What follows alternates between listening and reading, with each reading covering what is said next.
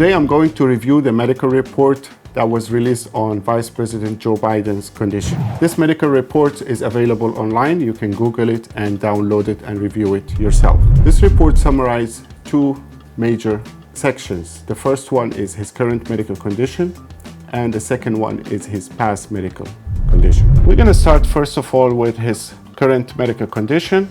His first condition is what we call it atrial fibrillation. This is basically a condition where the heart loses its regular rhythm and it tends to form blood clots. Those blood clots goes to the brain and causes stroke. So this condition is a high risk for stroke. Doctors have calculator to calculate the risk of developing a stroke in the next year. This calculator also available online. You can Google it and you can view it. So let's check this calculator and see the risk factor. The calculator is CHA2DS2-VASc score. So the lowest score is 0, basically someone who have no risk factor, and the highest score is 8. And to translate that, a score of 0 is considered low risk. A score of 1 is considered low to moderate risk. And a score of 2 or greater is considered moderate to high risk. So let's see out of 8 how much Vice President will score. So he is older than 75. He have no congestive heart failure. He have no high blood pressure, but he have history of thromboembolism history.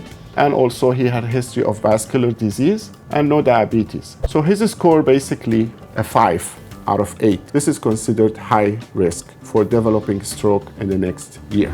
We move to the next condition that is listed on his report, which is high cholesterol. He is taking Crestor for that, and we all know that high cholesterol is a high risk for developing stroke or heart attack. The third condition is GERD. Basically, it's an acid reflux, and he's taking Nexium for that. This is not a high risk. And then the fourth condition listed there is the seasonal allergy. It looks like Vice President Joe Biden had a significant, very complicated seasonal allergy condition.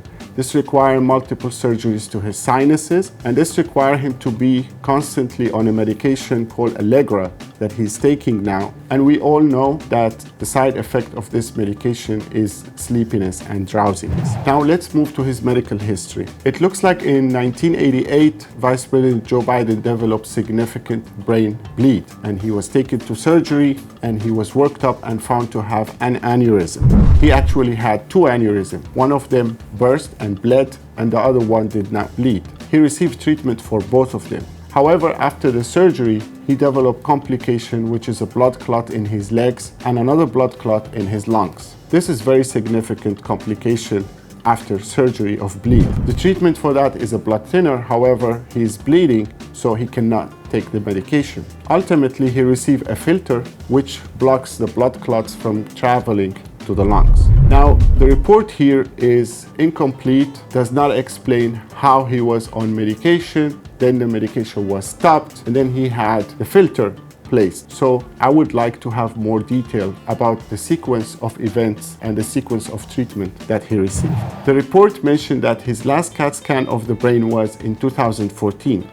So for the last 6 years, we are blind to his brain condition. In my medical opinion, Vice President Joe Biden has a high risk of developing stroke in the next year, and he should be monitored closely.